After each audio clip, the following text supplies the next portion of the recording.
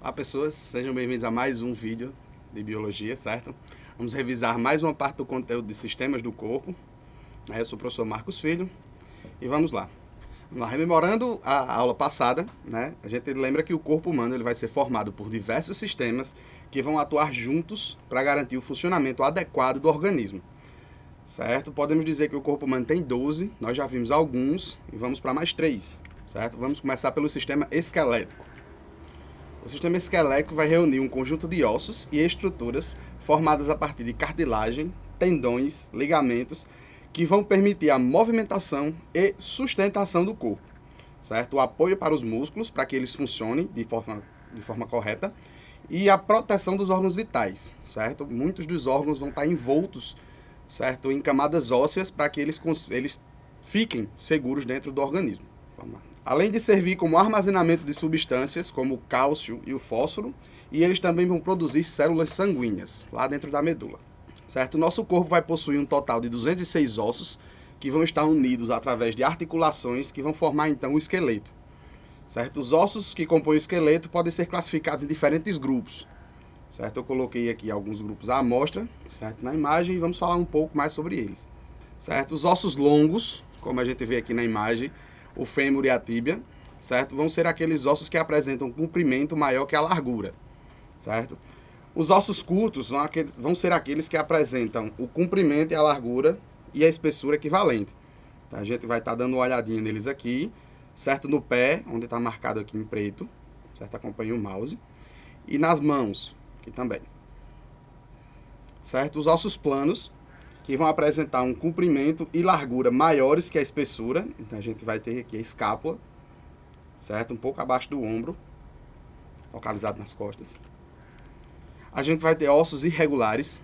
Como o próprio nome indica, eles não vão ter um padrão, eles são irregulares. Então, a gente tem aqui uma vértebra da coluna vertebral, certo? Ela não vai ter um formato padrão, certo? Então, não tem como regular ela de acordo com espessura, tamanho, largura. E o sesamoide, que vão ser pequenos e arredondados, além de estarem presentes em tendões e ligamentos. A gente vai ter a patela aqui, o nome dela está aqui no meio, mas está clarinho, então eu vou circular com o mouse, certo? Vai ser um osso sesamoide. Ele vai estar presente na articulação do joelho, e ele é popularmente conhecido como bolacha.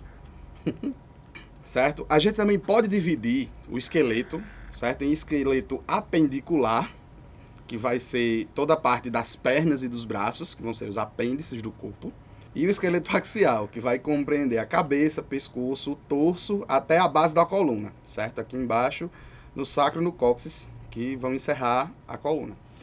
Eles vão ter dois pontos de encontro principais, que vão ser a parte superior, aqui onde os braços se conectam com o torso, e a parte inferior, onde a bacia vai se conectar com o final da coluna, certo? Aqui onde está destacado, circulado aqui direitinho. Ainda sobre os ossos, a gente vai ter sobre os formatos de articulações, certo? As articulações fibrosas vão ser imóveis, vão ser a sinartrose, que aqui a gente tem as partes do crânio que se articulam, certo? Eles são muito mais sensíveis no começo da vida, na parte infantil, e depois elas mantém-se nesse formato para o resto da vida. A gente vai ter a anfiartrose, que vão ser articulações cartilaginosas semimóveis. A gente tem o exemplo da mulher grávida, que essa articulação aqui da pelvis vai dilatar para que o bebê consiga passar e sair do útero. E a gente vai ter as diartroses, que são articulações sinoviais móveis. Então, a maioria das articulações do corpo, como o ombro, joelho, cotovelo, todas elas se movem, e elas vão contar com esse aparato para que você consiga se locomover. Encerrado o sistema esquelético, nós partimos para o sistema muscular, que ele vai estar diretamente relacionado ao sistema esquelético. O sistema muscular ele vai ser constituído por um conjunto de músculos presentes no organismo. Os músculos vão ser formados por células especializadas nas atividades de contração e relaxamento. Essas células formam diferentes tipos de tecidos que nos permitem classificar os músculos em 3 tipos. Então, vocês podem dar uma contemplada aqui em onde tem músculo no corpo. Então, aqui a gente tem um macho e uma fêmea dos seres humanos. E eles têm músculo, basicamente, do corpo inteiro. O primeiro tipo vai ser o músculo estriado cardíaco, que, como o nome sugere, Ele vai estar presente no coração. Ele vai ser constituído por células alongadas e ramificadas, unidas por discos intercalares, certo? E vão apresentar estrias transversais, contração rítmica e involuntária. Essa descrição difícil todinha é só para descrever a atividade que o músculo coração vai exercer dentro do ser humano, certo? Então ele vai contrair sozinho, né? Você não precisa ficar mentalizando, tipo, contrai, relaxa, contrai, relaxa, contrai, relaxa, certo? E ele vai contrair sempre num ritmo, para garantir que o sangue flua padronizadamente pelo seu corpo, certo? E não falte sangue em algumas partes do seu corpo. O segundo tipo muscular vai ser o músculo estriado esquelético. Ele vai ser constituído por células longas, cilíndricas e multinucleadas, certo? Ele vai apresentar estrias transversais e contração rápida. Está sujeito a controle voluntário. Então, se vocês puderem olhar, vocês vão ver os feixes musculares aqui, onde o mouse está passando, certo? Elas vão ter vários núcleos dentro dessas células. Então, aqui, cada uma tem mais ou menos, tem na média de 2 a 3. Aqui, só essa aqui tem 2, todas as outras tem 3. E eles vão estar sujeitos à contração rápida. Então, aqui eu coloquei a articulação do braço, certo? Aqui está a articulação.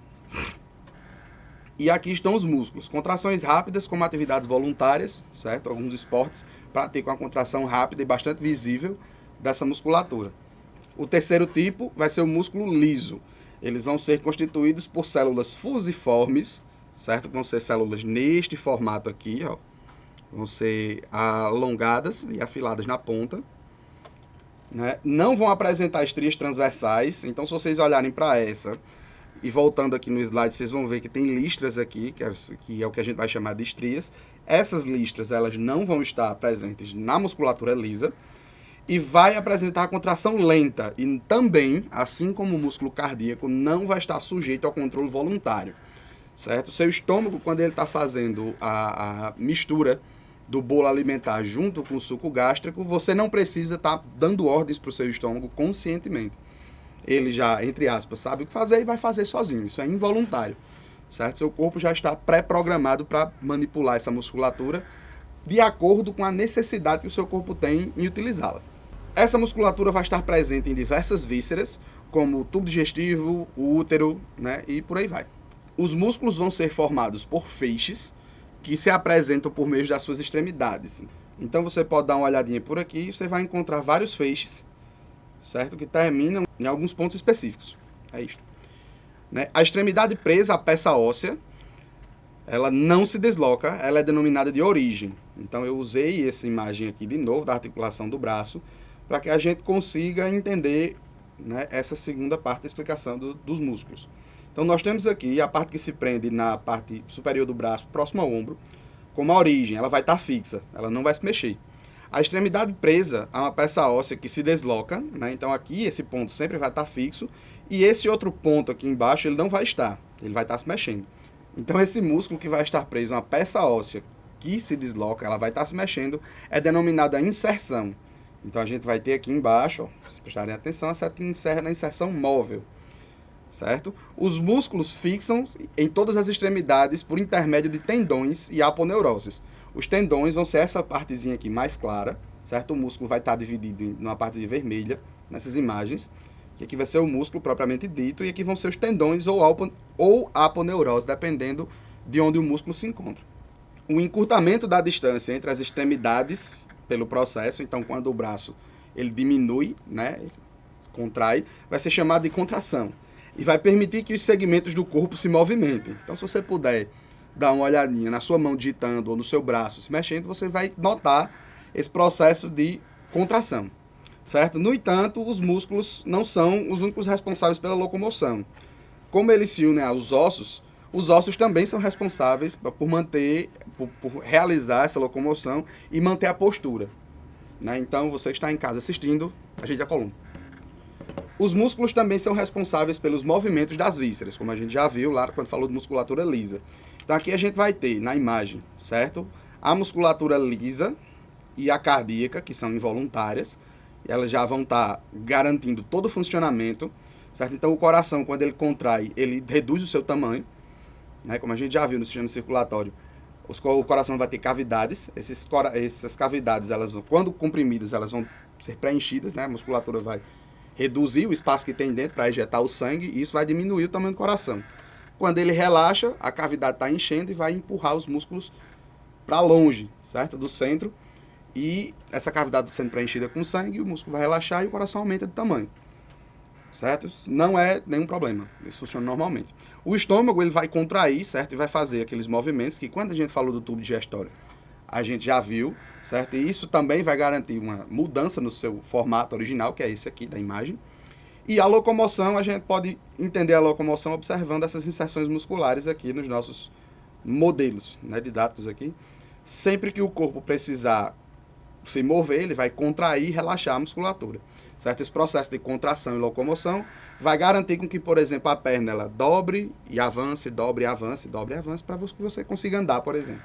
Quanto à forma, os músculos também possuem formas. Lá naquele exemplozinho anterior dos modelos didáticos, a gente viu, certo? E aqui a gente vai dar uma ênfase maior. Né? Os músculos, a gente vai ter músculos diferenciados. Aí a gente vai ter um exemplo de músculo trapezoide, que no caso desse aqui de cima, e o músculo piramidal. Eu não coloquei aqui, certo? Mas aqui a gente tem uma forma e caso você queira comparar com outra, a gente vai ter essa outra forma aqui. Ok?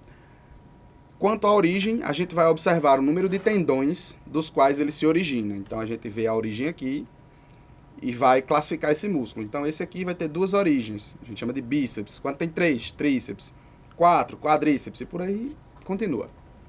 Certo? Quanto à inserção, no caso aqui de baixo, a gente vai observar o número de tendões pelas quais eles se inserem. Então a gente pode ter um bicaudado, 2 inserções, e policaudado, mais de 2. Quanto à ação, a gente vai observar as principais ações resultantes do processo de contração desse músculo. Assim, a gente encontra 4 grupos distintos de músculos. O primeiro vai ser o flexor, que ele vai flexionar o membro. O segundo vai ser o extensor, que ele vai estender o membro. Certo? O adutor vai ser o terceiro grupo, ele vai mover o membro para perto da linha mediana do corpo. Caso você não lembre o que é a linha mediana, eu coloquei essa imagem aqui mostrando onde fica a linha mediana relacionada à posição do corpo, certo? E o abdutor vai mover o membro para fora da linha mediana. Então, quando ele chega junto, é um adutor, e quando ele sai de perto, ele é um abdutor. E quanto à função, a gente vai ter 3 grupos. O agonista, que vai ser o músculo principal na execução de um movimento. O antagonista, que vai ser o músculo que se opõe à ação do músculo agonista. E o músculo sinergista, que vai eliminar algum movimento indesejado que possa ser realizado pelo agonista, auxiliando em sua ação. Certo? Então, o agonista e o antagonista vão funcionar juntos. Né? Quando um funciona, o outro vai se opor para que o membro não realize, né, um movimento não planejado, e o sinergista ele vai atuar junto com o agonista para que, além daquele movimento planejado, seu membro não realize um desvio de função qualquer que seja. Então o sinergista vai manter o seu membro funcionando para aquela atividade, enquanto o agonista e o antagonista vão estar se revezando ali para realizar aquela atividade. O último dos 3 sistemas de hoje vai ser o sistema nervoso, certo? Que ele se integra com todos os outros sistemas para garantir o funcionamento adequado do corpo. O sistema nervoso ele vai estar relacionado com a compreensão, percepção e resposta a todos os estímulos internos e do ambiente que rodeia o indivíduo.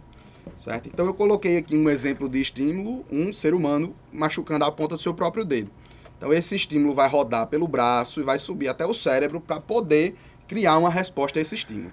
Nós podemos dividir o sistema nervoso em 2 partes. Né? O sistema nervoso central, que eu vou chamar de SNC, né? Para facilitar eu vou usar essa sigla durante a apresentação, e o sistema nervoso periférico, que eu vou chamar de SNP, certo? Então vamos usar essas siglas porque o nome completo é muito grande, né? E ficar repetindo ele vai se tornar desgastante para a nossa revisão. Né? O sistema nervoso central, ele vai estar localizado no interior do crânio, lá no encéfalo, e no canal vertebral, que vai ser a medula espinhal. Certo? Nele a gente vai perceber 2 regiões bem definidas. A região da substância cinzenta, que vai ser composta por corpos celulares dos neurônios e seus dendritos, e a substância branca, que vai ser a presença dos axônios, certo? Aí aqui a gente pode ver na representação, certo? No corte transversal, onde fica cada uma delas. A substância cinzenta vai ser essa mais na periferia do encéfalo, certo? E a substância branca vai ser essa mais no interior.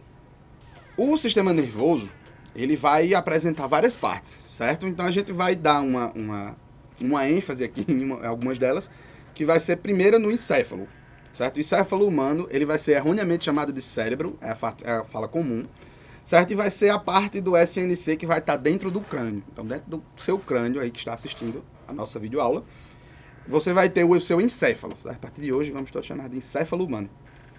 E essa vai ser a parte do sistema nervoso que vai ser formada por bilhões de neurônios, né, que vão estar se articulando dentro. E assim como todas as outras partes dos outros sistemas que a gente estudou até agora, o encéfalo vai ser dividido em algumas partes, certo? Então aqui o cérebro vai aparecer. O cérebro é uma parte do encéfalo, assim como o tálamo, o hipotálamo, o mesencéfalo, o cerebelo, a ponta e o bulbo, certo? Então cada uma dessas partes a gente vai poder dar uma olhadinha aqui nessa imagem mais acima. Então, no encéfalo humano a gente vai encontrar as partes, certo? Já falei aqui anteriormente, aqui tem um parágrafo com todas elas. E aqui na imagem a gente vai dar uma olhada de onde fica cada um. Então, esse cérebro aqui vai ser só metade, certo? Então, a gente vai estar olhando para a metade de dentro para fora, certo? Dividir aqui no meio, só uma parte. Então, aqui no interior do encéfalo, a gente vai ter o tálamo, vai estar aqui, o hipotálamo, abaixo do tálamo, a hipófise, aqui, mesencéfalo, aqui, a ponte, o bulbo vai estar aqui embaixo, o cerebelo, aqui, certo? Daqui para baixo a medula. Aqui, nessa parte onde o mouse está circulando, é o corpo caloso, fica na parte mais dentro, certo? Do encéfalo. E essa parte aqui do lado de fora, onde vai ter os giros, certo? Que vai ser a principal diferença do cérebro humano para o cérebro dos outros animais, vão ser esses giros, é que a gente chama de cérebro, certinho? E a gente ainda vai poder dividir esse cérebro em algumas regiões, certo? Então, o lobo frontal, vai ser essa parte em vermelho, que é uma visão lateral e aqui é visto de cima, ok? O lobo parietal vai ser essa parte mais ao centro, em verde. O occipital vai ser a parte de trás, certo? Aqui mais ou menos nessa região, onde ficaria a nuca. Certo? E o lobo temporal não vai dar para ver de cima, a gente vai ter que dar uma olhadinha de lado. Ele vai estar abaixo da partezinha verde. Certo? E o sistema nervoso humano também vai contar com a medula espinhal. Ela vai se alojar no interior da coluna e vai ser um cordão cilíndrico que vai possuir a função primordial de transmitir as mensagens vindas do encéfalo para as outras partes do corpo e levar os estímulos recebidos até o encéfalo. Então ela é o grande mensageiro. Se vocês puderem dar uma olhada aqui nessa imagem, né, a visão lateral da medula e até onde ela vai, certo? E da medula vão sair os nervos para todo o corpo, as inervações que vão garantir com que o corpo perceba esses estímulos. É da medula que partem os nervos conhecidos como nervos espinhais, certo? É daqui que sai tudo que vai para o corpo, vai garantir com que o corpo perceba. Então, se o seu corpo receber um estímulo na ponta do dedo, tem um nervo que vai para lá, né, ele se ramifica até chegar lá, ele recebe esse estímulo, manda para a medula espinhal, da medula espinhal para o cérebro e do cérebro de volta para o seu corpo elaborar essa resposta. E tudo isso num tempo recorde, que é para você poder saber o que fazer com o estímulo do seu dedo. Se for machucado, você rapidamente vai remover sua mão dali, buscar uma zona segura para o seu dedo, né? E assim, para qualquer outra situação do dia a dia.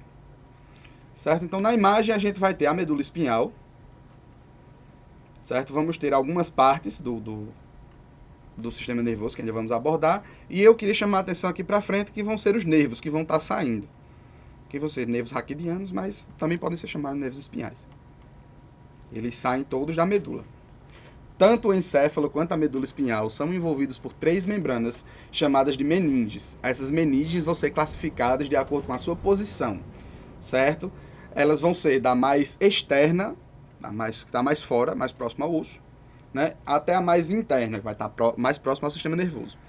Certo? Ela vai ser a dura mater, a mais externa, a aracnoide vai ser a intermediária e a pia mater vai ser a mais interna.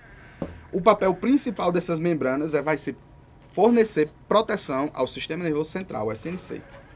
O sistema nervoso periférico, que é a nossa segunda parte do sistema nervoso, vai ser formado por 12 pares de nervos cranianos e 31 pares de nervos espinhais. Então, de dentro do encéfalo humano vai sair 12 nervos, eles são chamados de nervos cranianos, porque vão sair de dentro do crânio. E os espinhais, como a gente já viu, vão ser os que vão ter origem na medula espinhal. Os nervos cranianos vão estar ligados ao encéfalo, enquanto os espinhais vão estar ligados à medula espinhal. E de acordo com o local da coluna, que o nervo espinhal sai, ele vai receber uma denominação. Por exemplo, existem 8 pares de nervos cervicais, que aqui a gente tem a medula, nessa imagem aqui em preto e branco, mais no canto, certo? Os cervicais vão ser os que se originam nessa zona aqui, mais ou menos correspondente ao pescoço. Os 12 pares de nervos torácicos, então eles vão ter origem nessa região aqui, próxima à região do tórax, né? Popularmente falando. 5 lombares, então na região lombar vai ter 5 nervos emergentes, 5 pares de nervos emergentes. É importante lembrar, porque eles sempre se originam em pares, certo? Para cada lado do corpo. 5 pares sacrais e 1 coxígeo. Sacro, finalzinho da coluna, cóccix aqui embaixo. Certo? Os gânglios vão fazer parte desses nervos, eles vão ser dilatações onde estão localizados os corpos celulares. Eles vão ser uma espécie de processador desse fluxo de mensagens. É isso. Então vamos lá. O sistema nervoso periférico, SNP, pode ser dividido em voluntário e autônomo. Aí a gente retoma os músculos para usar como exemplo. O SNP voluntário é aquele responsável por inervar músculos estriados esqueléticos, que não possuem ação involuntária. Então lembra do músculo que eu falei um pouco mais atrás na aula, que ele vai ter ação voluntária, certo? Ele vai possuir a parte do SNP, né, que a gente vai denominar de voluntária. E o SNP autônomo vai inervar os outros 2 formatos de músculo, cardíaco e o liso, que eles vão ter atividade involuntária, certo? Então eles não vão depender da sua ação consciente para que atuem. O SNP autônomo ainda pode ser dividido em simpático e parasimpático, certo? Enquanto o simpático vai estar relacionado a estímulos do metabolismo, então tudo que vai ter a ver com as reações químicas que estão acontecendo dentro de você, ele vai estar trabalhando junto ao sistema nervoso simpático, certo? O SNP simpático. O parasimpático vai se relacionar com uma redução, certo?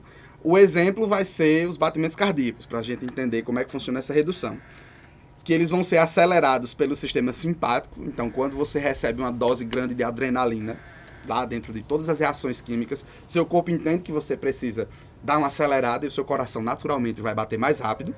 E se encerra essa atividade, o sistema nervoso periférico, o SNP parasimpático, chega lá e diz, não, cara, vamos nos acalmar, e começa a reduzir para a taxa de batimentos normal, certo?